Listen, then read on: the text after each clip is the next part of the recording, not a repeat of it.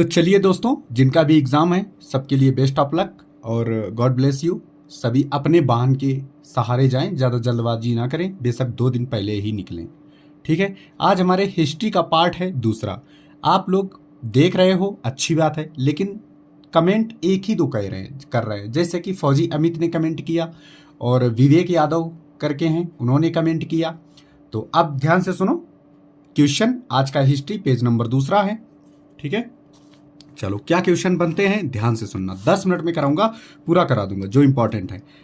हम आपसे क्वेश्चन पूछ रहे हैं। हाँ विवेक ध्यान दो, ठीक है।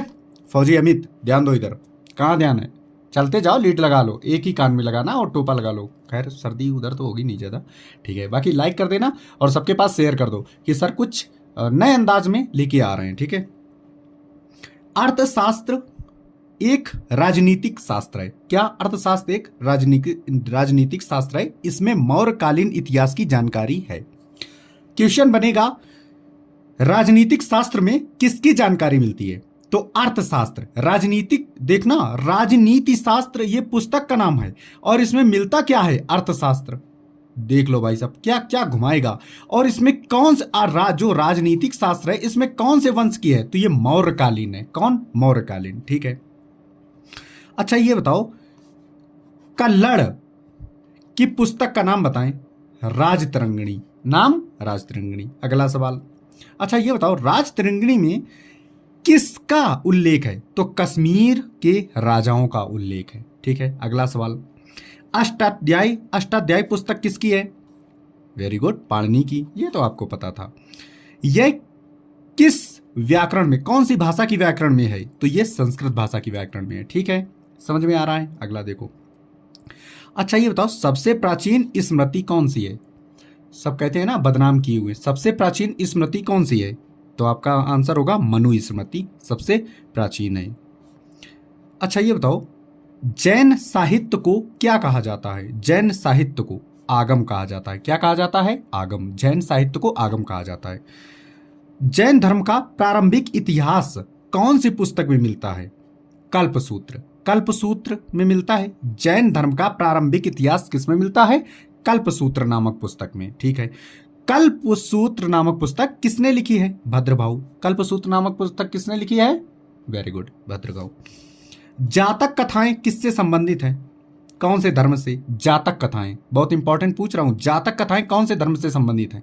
आपका जवाब होगा बौद्ध धर्म से। ठीक है, अच्छा ये बताओ, जो जातक कथाएं बौद्ध धर्म में हैं इसमें किसका उल्लेख है? तो इसमें भाई बौद्ध धर्म से हैं तो भगवान बुद्ध का ही होगा जिक्र इसमें। ठीक है, भारत का सबसे प्राचीन नगर किसको माना जाता है? मोहनजोदाड़ो को। भारत का सबसे प्राचीन नगर, नगर की बात करें, मोहनजोदाड़ो को। ये गांव नहीं था, नगर था। ठीक है, अच्छा मृतकों का टीला किसको बोलते हैं? मोहनजोदाड़ो को। ये तो आपको पता है, मृतकों का टीला मोहनजोदाड़ो। ठीक है, अच्छा ये बताओ, चलो इसको ये थोड़ा नहीं पूछते हैं। ठीक है, सिंधु घाटी सभ्यता का काल कब से कब तक माना जाता है? वेरी गुड, 2500 से 1750। ठीक है, चलो, हड़प्पा टीले का सर्वप्रथम उल्लेख कब मिला? हमने कब पूछा है। हड़प्पा टीले का सर्वप्रथम उल्लेख कब मिला? 1826 ईस्वी में। ठीक है, कांस्ययुगीन सभ्यता किसको बोलते हैं? सर हड़प्पा सभ्यता को। ठीक है, कांस्ययुगीन सभ्यता किसको बोलते हैं? सर हड़प्पा सभ्यता को। अच्छा ये बताओ, कांसा का निर्माण कैसे होता है? तांबा में टिन मिला के, तांबे में टिन मिला के कांसा बनता है। तांबा है उसमें टिन मिला दो, कांसा बन जाएगा। ठीक है, अच्छा ये बताओ, सिंधु घाटी सभ्यता की खोज किसने की थी? सर ये तो रटा पड़ा है, राय बहादुर दयाराम साहनी। ठीक है, चलो आपसे पूछे, अगला सवाल पूछेंगे। ये बताओ, सिंधु घाटी सभ्यता के निवासी कहां कहां से थे? तो द्रविड़ और भूमध्य सागरी थे। सिंधु घाटी सभ्यता के निवासी कहां कहां के थे? द्रविड़ और भूमध्य सागरी। समझ में आ गया? सिंधु घाटी सभ्यता एक कैसी सभ्यता थी? भाई जब सबसे बड़ा नगर मोहनजोदाड़ो है, ठीक है, तो नगरीय सभ्यता होगी। नगर हमने पूछा ना, तो नगरीय सभ्यता थी। ठीक है, सिंधु घाटी सभ्यता का बंदरगाह किसको माना जाता है? सिंधु घाटी सभ्यता का बंदरगाह किसको माना जाता है? वेरी गुड, लोथल को। किसको? लोथल को। अच्छा ये बताओ, सिंधु घाटी सभ्यता की लिपि कौन सी थी? तो भाव चित्रात्मक। कौन सी थी? भाव चित्रात्मक। बहुत सही। सिंधु घाटी सभ्यता में जो लिपि लिखी जाती थी वो कैसे लिखी जाती बताएं? तो दाएं से बाएं, मतलब ये दायां हो गया, ये बायां हो गया, तो ऐसे ऐसे लिखी जाती थी। ठीक है, कैसे लिखी जाती? सर्पिलाकार, ऐसे ऐसे लिखी जाती। ठीक है, सर्पिलाकार, दाएं से स्टार्ट होके बाएं आती थी, फिर बाएं, फिर दाएं, फिर बाएं, फिर दाएं, ऐसे चलती थी। ठीक है। अच्छा ये बताओ, सिंधु घाटी सभ्यता में नगर तथा घरों को बनाने के लिए कौन सी पद्धति अपनाई गई? मतलब कौन सा तरीका अपनाया? ग्रिड पद्धति। कौन सी? ग्रिड पद्धति। ठीक है, बहुत सही। अच्छा ये बताओ, सिंधु समाज कौन सा समाज था? मतलब मात्र या पितृ? तो आपका आंसर होगा मात्र सत्तात्मक था। मतलब कैसे? पहले लोग मतलब आज के ज़माने में पापा का ही चलता है, खैर फिलहाल में सबसे ज़्यादा मम्मी का आगे आ रहा है, वैसे पापा का चलता था, लेकिन सिंधु समाज के लोग कैसे थे? मात्र सत्तात्मक थे। ठीक है, मम्मी की चलती थी, ऐसा मान के चलो आप। मोहनजोदाड़ो से एक कांस्य की मूर्ति मिली है, उसका नाम क्या है? नर्तकी की मूर्ति मिली है। किसकी मूर्ति मिली है? नर्तकी की। ठीक है। अच्छा ये बताओ, ये लोग खाने में चीनी लेते थे, गुड़ लेते थे कि शहद लेते थे? तो सर शहद लेते थे। चीनी गुड़ कहाँ थी? गन्ना नहीं कर पाते थे तो चीनी गुड़ नहीं, शहद का प्रयोग करते थे। ठीक है, चलो। अच्छा ये बताओ, मिट्टी से निर्मित घोड़े की प्रतिमा कहाँ से मिली है? तो भाई साहब लोथल से मिली है। कहाँ से? लोथल से। बहुत बढ़िया। सिंधुवासी किसको मानते थे पवित्र? एक पवित्र मतलब पक्षी, जानवर, कुछ भी कह लो, पक्षी मान सकते हो। तो किसको मानते थे? बतख को। किसको? बतख को। अच्छा, जुते हुए खेत कहाँ से मिले हैं? कालीबंगा से। जुते हुए खेत कहाँ से मिले हैं? कालीबंगा से। बहुत बढ़िया। नक्काशीदार ईंटों के प्रयोग कहाँ से मिले हैं? कालीबंगा। नक्काशीदार ईंट भी कालीबंगा से मिले हैं, जुते हुए खेत भी कालीबंगा से मिले। ठीक है, समझ गए? चलो अब देखो, आप पूछ रहे हैं, आपको देखना नहीं है, क्या करना है आपको? बस लीड लगा लेना है और सुनते जाना है जल्दी जल्दी। ठीक है, 10 मिनट में करवा देंगे। अच्छा ये बताओ, हड़प्पा कहाँ पर है? सर पाकिस्तान, रावी नदी। हड़प्पा कहाँ पर है? पाकिस्तान, रावी नदी। फिर एक बार पूछ रहा हूँ, हड़प्पा कहाँ पर है? हाँ, वेरी गुड। मोहनजोदाड़ो, पाकिस्तान, सिंधु नदी। मोहनजोदाड़ो, पाकिस्तान, सिंधु नदी। मोहनजोदाड़ो कहाँ पर है? Very good. चन्नूदड़ो, पाकिस्तान, सिंधु नदी। चन्नूदड़ो, पाकिस्तान, सिंधु नदी। चन्नूदड़ो कहाँ पर है? Very good. कालीबंगा, राजस्थान, घग्गर नदी। कालीबंगा, राजस्थान, घग्गर नदी। कालीबंगा कहाँ है? Very good. और दिमाग ना लगाओ, इधर उधर काहे दिमाग भटक रहा है, हैं? इधर ध्यान दो, जब सुनोगे नहीं तो कैसे बता पाओगे? लोथल, गुजरात, भोगवा। लोथल, गुजरात, भोगवा। लोथल, वेरी गुड, ऐसे बोलना है आपको। रोपड़, पंजाब, सतलज। रोपड़, पंजाब, सतलज। Ropar, very good. हाँ, तीसरी बार में आपको कहना है आलमगीरपुर, मेरठ, हिंडन।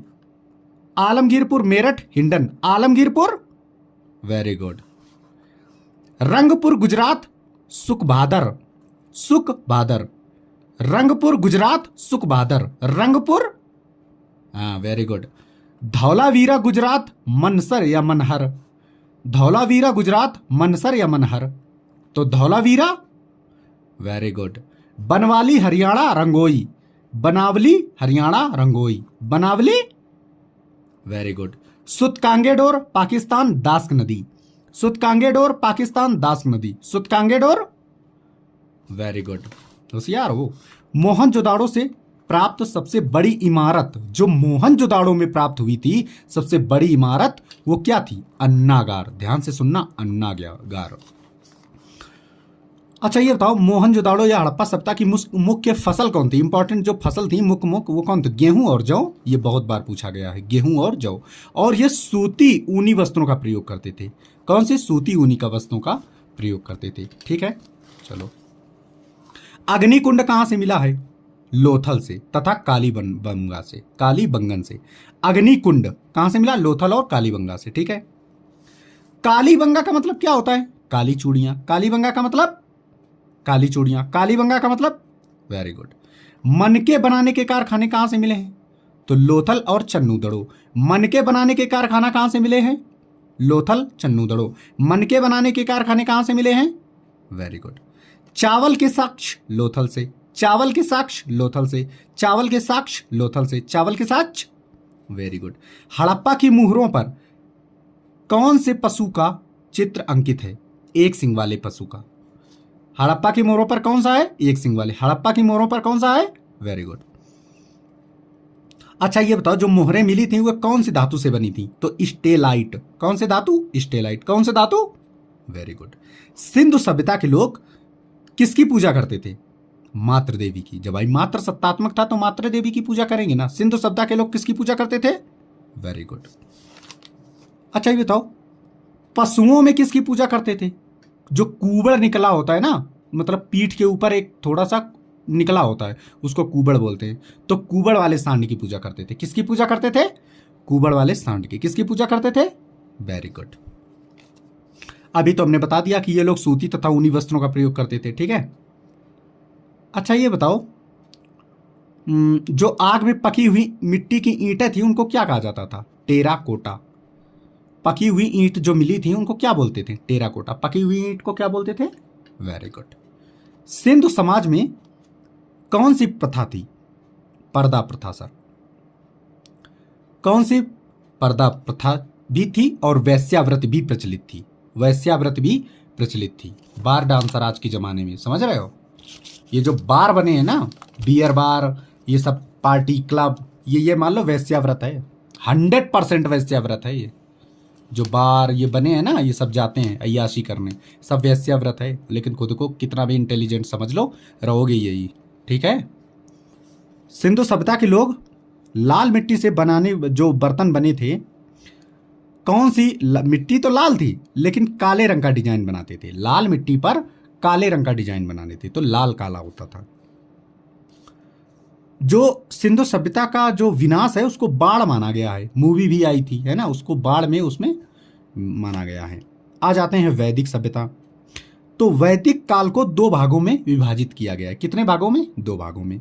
कौन? ऋग्वैदिक काल और उत्तर वैदिक काल। 2 भाग हैं, ऋग्वैदिक काल और उत्तर वैदिक काल। ऋग्वैदिक काल कब से कब तक माना जाता है? 1500 से 1000। और उत्तर वैदिक काल कब से माना जाता है? 1000 से 600। ऋग्वैदिक काल 1500 से 1000, उत्तर वैदिक 1000 से 600। ठीक है, 12:30 मिनट हो चुके हैं। ठीक है, मैंने आपको एक पेज कंप्लीट करवा दिए। इसे आप अगर 3 बार देख लेंगे तो आपको बहुत कुछ नॉलेज हो जाएगा। अब 11 मैंने ये करा दी कि कालीबंगा कहाँ है, आपको पता है, राजस्थान। लोथल गुजरात, सब आपको पता है।